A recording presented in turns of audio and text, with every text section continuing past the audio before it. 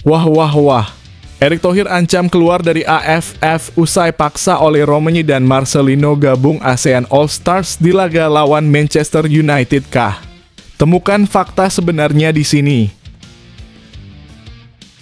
Nah ini dia, ini baru super top Marco Top. Demi lolos Piala Dunia 2026, ini 5 raksasa negara Eropa yang bisa jadi lawan timnas Indonesia di FIFA Matchday September 2025. No. 1 negaranya striker kelas Eropa Liga Inggris, siapakah dia? Wah wah wah, Madam Pang berani sebut Indonesia lebih layak jadi tuan rumah ASEAN All Stars dan peringatkan Malaysia sombongkah? Simak kebenaran informasinya di sini. Waduh, ada apa ini? FIFA dan AFC adakan rapat mendadak darurat dan memutuskan mendiskualifikasi Korea Selatan usai tolak bermain di kandang timnas Irak di Basra dalam lanjutan kualifikasi Piala Dunia 2026 round 3 zona Asia. Jadi harapanku usai kabar ini diumumkan hari ini juga. Wah, karena apa ya kira-kira? Laga Liga Italia Serie A, Venezia versus AC Milan. Jay Itzes cetak 2 gol di menit ke-83 dan 90, bahwa Venezia kalahkan AC Milan 2-0. Dan Venezia keluar dari zona degradasi, jadi prediksiku sekarang usai berita ini muncul. Apa yang sebenarnya terjadi? Tonton video ini sampai selesai biar gak salah paham. Sebelum video kita mulai, buat kamu yang mau beli jersey Timnas Indonesia, caranya gampang banget. Kamu langsung hubungi nomor WhatsApp yang ada di gambar ini, atau bisa langsung klik link pembelian yang ada di deskripsi video ini ya. Mumpung lagi promo gratis ongkir ke seluruh Indonesia. Buruan sebelum kehabisan. Sebelum dimulai pembahasan, mohon bantuannya untuk subscribe channel ini, agar tidak ketinggalan info Timnas Indonesia. Diumumkan media ini tepat tadi malam. Erick Thohir marah besar dan ancam keluar dari AFF jika terus memaksa oleh Romeni dan Marcelino Ferdinand gabung ASEAN All Stars melawan Manchester United kah? Simak fakta sebenarnya di sini. 2 pemain Malaysia, Dominic Tan dan Sergio Aguero, mundur dari daftar pemain ASEAN All Stars yang dijadwalkan bertanding melawan Manchester United dalam laga persahabatan. Pertandingan antara ASEAN All Stars dan Manchester United akan digelar pada 28 Mei 2025 di Stadion Bukit Jalil, Malaysia. Menurut laporan dari Malay Mail, Asosiasi Sepak Bola Malaysia (FAM) tidak melepas Tan dan Aguero untuk bergabung dengan ASEAN All Stars karena jadwal bentrok dengan pemusatan latihan tim nasional Malaysia. Hal ini terjadi karena Harimau Malaya tengah fokus mempersiapkan diri menghadapi Vietnam dalam kualifikasi Piala Asia 2027 pada 10 Juni mendatang. AFF memang meminta 3 pemain nasional yang siap bermain dalam kurung melawan Manchester United, tetapi itu juga saat tim dalam kurung Harimau Malaya akan mempersiapkan diri dalam kurung untuk kualifikasi Piala Asia. Jadi hanya 1 dalam kurung nama yang disetujui, jelas Presiden FAM, Datuk Moh Johari Moh Ayub. Akibat mundurnya 2 pemain tersebut, satu-satunya pemain Malaysia yang tersisa dalam skuad ASEAN All Stars adalah kiper Perak FC Muhammad Haziq Nazli. Sebagai pengganti Dominic Tan dan Sergio Aguero, FAM kemudian memberikan 5 nama calon pengganti kepada AFF. Kami mengusulkan 5 nama lain sebagai alternatif, pemain yang berstandar internasional dan yang pernah mewakili skuad nasional sebelumnya, dengan salah satunya adalah Ahmad Hussaini Pierre, kata Moh Johari. Namun di sisi lain, ada kabar menarik datang dari media olahraga Garuda IDN Berita Timnas Terlengkap. Mereka melaporkan bahwa Erick Thohir, Ketua Umum PSSI, mengancam akan keluar dari AFF jika pihak Vietnam dan Malaysia terus memaksa untuk memanggil oleh Romeni dan Marcelino Ferdinand ke dalam skuad ASEAN All Stars. Dalam laporan tersebut, Erick Thohir disebutkan mengungkapkan kekecewaannya dalam sebuah wawancara, meskipun wawancara tersebut belum dapat ditemukan. Jika Vietnam dan Malaysia terus memaksa untuk memanggil ulah Romeni dan Marcelino, pamor AFF akan menurun. Kami merasa tidak dihargai, terutama karena keduanya kini masuk dalam rencana utama Timnas Indonesia untuk pertandingan penting mendatang, ujar Erick Thohir dalam wawancara tersebut. Tapi setelah ditelusuri lebih dalam, ternyata wawancara tersebut tidak pernah ada. Apa pendapat kalian tentang masalah ini? Apakah kalian setuju dengan keputusan FAM ataukah lebih mendukung pihak yang ingin memanggil pemain-pemain tersebut? Yuk beri pendapat kalian di kolom komentar. FIFA dan AFC adakan rapat mendadak darurat dan memutuskan mendiskualifikasi Korea Selatan usai tolak bermain di kandang timnas Irak di Basra dalam lanjutan kualifikasi Piala Dunia 2026 round 3 zona Asia. Jadi harapanku usai kabar ini diumumkan hari ini juga. Wah, karena apa ya kira-kira? Korea Selatan dikabarkan enggan melakukan perjalanan ke Irak untuk laga ke-9 grup B babak ketiga kualifikasi Piala Dunia 2026 zona Asia yang dijadwalkan pada 6 Juni 2025 di Basra International Stadium. Alasan utama penolakan ini adalah faktor keamanan yang dianggap tidak memadai oleh timnas Korea Selatan. Mereka telah mengajukan permintaan untuk memainkan pertandingan di tempat netral, namun sayangnya permintaan tersebut ditolak oleh FIFA. Dilansir dari akun Instagram @footballindonesia_a, FIFA menegaskan bahwa Korea Selatan tidak dapat mengubah lokasi pertandingan dan harus tetap melakoni laga tandang di Irak. Timnas Korea Selatan secara resmi menolak untuk bermain di kandang Irak dan memilih ditempatkan di tempat yang netral dengan alasan keamanan, tulis @footballindonesia_a. FIFA pun memberi penegasan bahwa keputusan venue tidak bisa diubah dan Korea Selatan harus menjalani pertandingan di Irak. Menariknya, sebelum Korea Selatan, timnas Bahrain juga sempat menolak untuk bermain di markas Indonesia dalam pertandingan matchday ke-8 grup C, meski pada akhirnya pertandingan tetap berlangsung sesuai jadwal. Lantas, jika Korea Selatan tetap nekat tidak hadir di Irak, apakah mereka bisa didiskualifikasi dari kualifikasi Piala Dunia 2026? Dalam aturan FIFA dan AFC, tidak menghadiri pertandingan yang sudah dijadwalkan tanpa alasan yang sah bisa berisiko besar, termasuk potensi diskualifikasi. FIFA dan AFC sangat tegas dalam hal ini karena mereka tidak ingin menciptakan preseden yang dapat merusak integritas kompetisi. Namun sebelum mengambil langkah ekstrem seperti diskualifikasi, biasanya ada proses mediasi atau kompromi yang mungkin dilakukan terlebih dahulu mengingat konteks khusus terkait faktor keamanan ini. Bagaimana menurut kalian? Apakah kalian setuju jika Korea Selatan diberi kelonggaran terkait masalah keamanan, atau apakah mereka harus tetap bertanding di Irak? Berikan pendapat kalian di kolom komentar. Demi lolos Piala Dunia 2026, Timnas Indonesia Senior akan lawan negaranya striker kelas dunia Erling Haaland di FIFA Matchday September 2025 besokkah?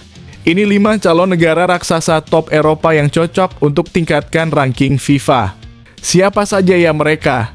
Timnas Indonesia saat ini belum memiliki jadwal pertandingan pada September 2025. Namun bulan tersebut bisa menjadi kesempatan emas untuk persiapan jika Timnas Indonesia lolos ke babak keempat kualifikasi Piala Dunia 2026 zona Asia yang akan digelar pada Oktober 2025. Mengingat pentingnya pengalaman bertanding akan sangat bermanfaat jika skuad Garuda bisa menjajal tim top dunia pada FIFA Matchday di bulan tersebut. Menurut laporan media lokal, ada beberapa negara besar Eropa yang hanya memiliki satu pertandingan pada September 2025. Negara-negara ini bisa menjadi lawan uji coba yang menarik untuk timnas Indonesia. Salah satunya adalah Rusia, yang meskipun dihukum oleh UEFA dan tidak diperbolehkan tampil di kompetisi internasional, tetap menggelar pertandingan uji coba setiap kali ada FIFA Matchday. Wakil Perdana Menteri pertama Rusia, Denis Manturov, bahkan telah mengajukan tawaran untuk mengadakan laga persahabatan melawan timnas Indonesia. Di antara acara penting mendatang, saya ingin mencatat rencana untuk mengadakan pertandingan persahabatan antara tim nasional sepak bola Rusia dan Indonesia, ujar Manturov. Selain Rusia, ada beberapa tim Eropa lainnya yang juga hanya dijadwalkan untuk satu pertandingan. Republik Ceko yang saat ini berada di peringkat 39 dunia akan menghadapi Montenegro di lanjutan grup L kualifikasi Piala Dunia 2026 zona Eropa pada 6 September 2025. Ceko bisa menjadi lawan yang cocok untuk Indonesia yang ingin mengasah kemampuan tim. Wales yang dikenal sebagai semifinalis Piala Eropa 2016 hanya dijadwalkan bertemu Kazakhstan pada September 2025. Setelah menang 3-1 atas Kazakhstan dan bermain imbang 1-1 melawan Makedonia Utara, mereka juga bisa menjadi lawan uji coba yang menarik bagi timnas Indonesia. Rumania yang belakangan ini menunjukkan kebangkitan juga hanya memiliki 1 pertandingan pada September. Mereka akan menghadapi Siprus pada 10 September 2025 di grup H kualifikasi Piala Dunia 2026 zona Eropa. Ini bisa menjadi kesempatan untuk Indonesia menghadapi tim Eropa yang tengah berkembang. Terakhir ada Norwegia yang diperkuat oleh bintang seperti Erling Haaland. Norwegia akan menjamu Moldova pada 10 September 2025 setelah meraih kemenangan besar dalam 2 laga awal grup I dengan mengalahkan Moldova 5-0 dan Israel 4-2. Tim ini juga bisa menjadi lawan yang sangat menantang untuk timnas Indonesia. Dengan berbagai pilihan lawan potensial ini, timnas Indonesia punya banyak opsi menarik untuk menghadapi tim besar dalam rangka mempersiapkan diri menghadapi babak selanjutnya di kualifikasi Piala Dunia 2026. Menurut kalian, siapa yang paling cocok menjadi lawan uji coba Indonesia di bulan September nanti? Apakah Rusia, Wales, atau mungkin Norwegia? Ayo, berbagi pendapat di kolom komentar. Jay Itzes dan kawan-kawan di lini belakang timnas Indonesia wajib waspada dan jangan anggap remeh. Striker timnas Cina yang bergaya seperti striker Liverpool ini dianggap jadi ancaman besar oleh media Cina. Statistiknya begitu bahaya. Apa yang terjadi? Temukan jawabannya di sini.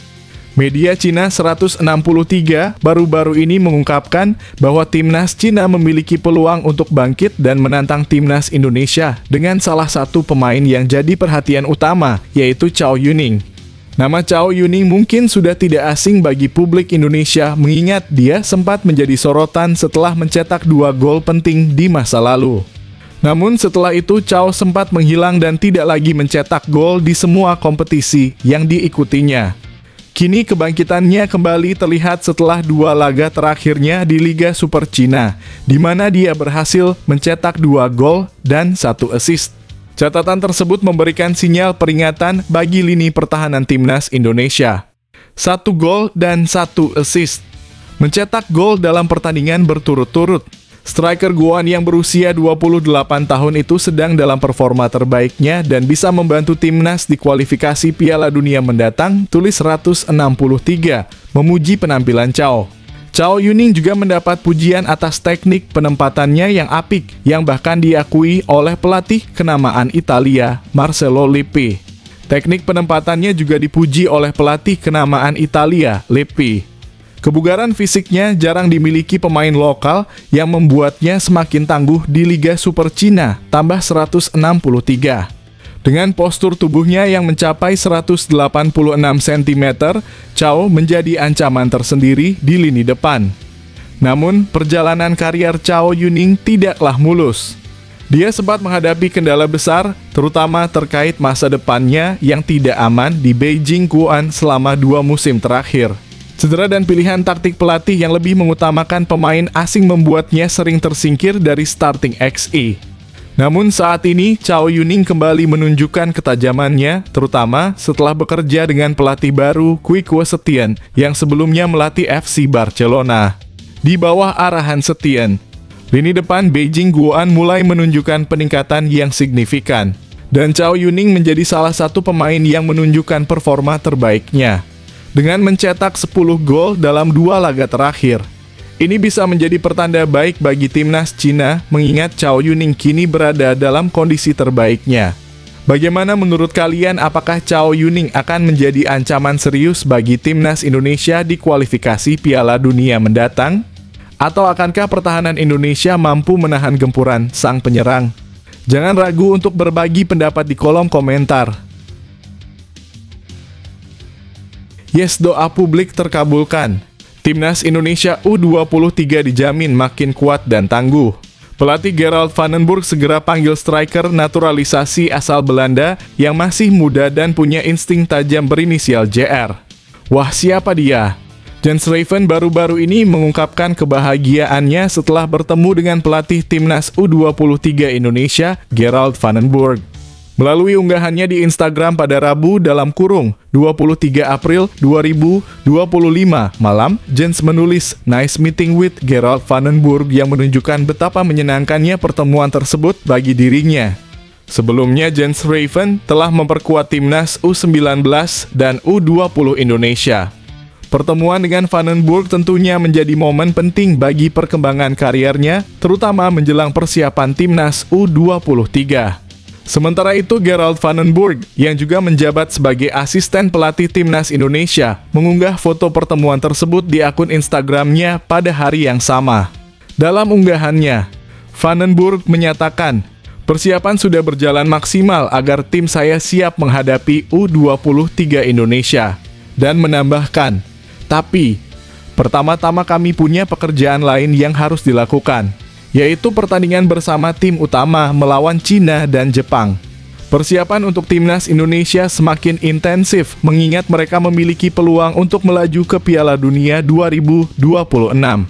Laga-laga melawan Cina dan Jepang akan menjadi tantangan besar dan ini menunjukkan bahwa timnas Indonesia, baik U23 maupun tim utama, sedang bekerja keras untuk meraih kesuksesan lebih lanjut. Bagaimana menurut kalian?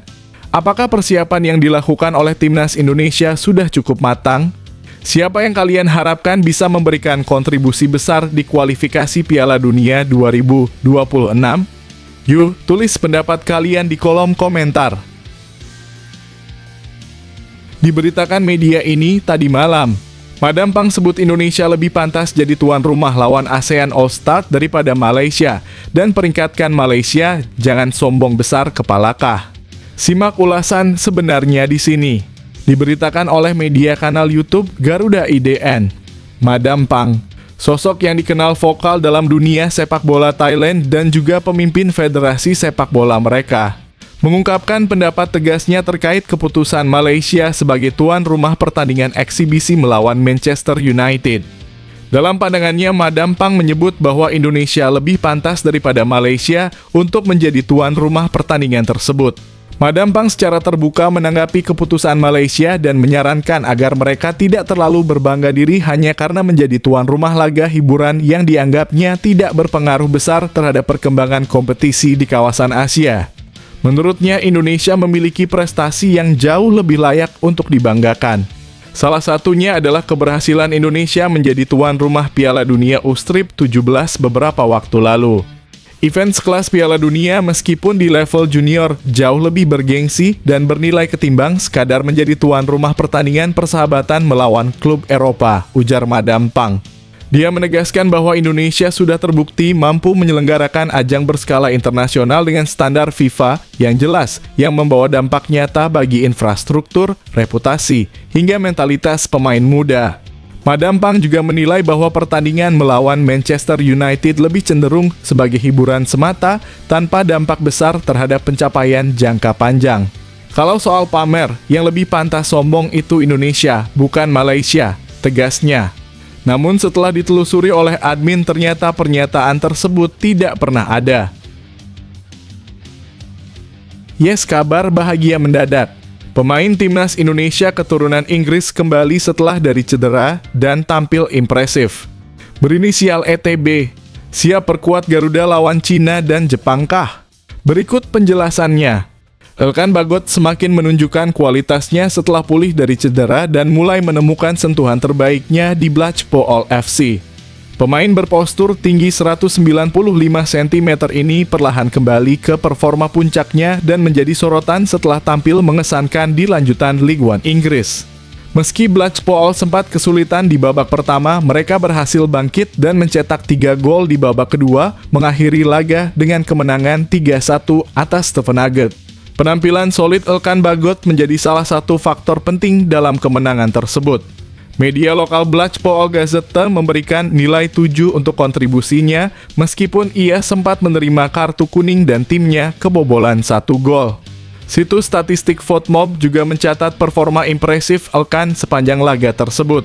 Ia sukses mencatatkan 2 tackle berhasil, 17 kali melakukan sapuan bola dalam kurung clearances, serta memenangkan 6 duel dalam kurung terdiri dari 3 duel udara dan 3 duel darat. Catatan ini menegaskan bahwa Elkan benar-benar kembali ke performa terbaiknya pasca cedera dan kini tampil semakin solid di lini pertahanan Blajpool. Bagi timnas Indonesia, kembalinya Elkan Bagot ke bentuk terbaiknya jelas menjadi kabar baik, mengingat perannya yang vital di lini belakang. Apakah kalian juga melihat Elkan sebagai salah satu kunci kesuksesan Indonesia di pertandingan-pertandingan mendatang? Ayo berbagi pendapat kalian di kolom komentar. Lanjutan Liga Italia Serie A, Venezia versus AC Milan.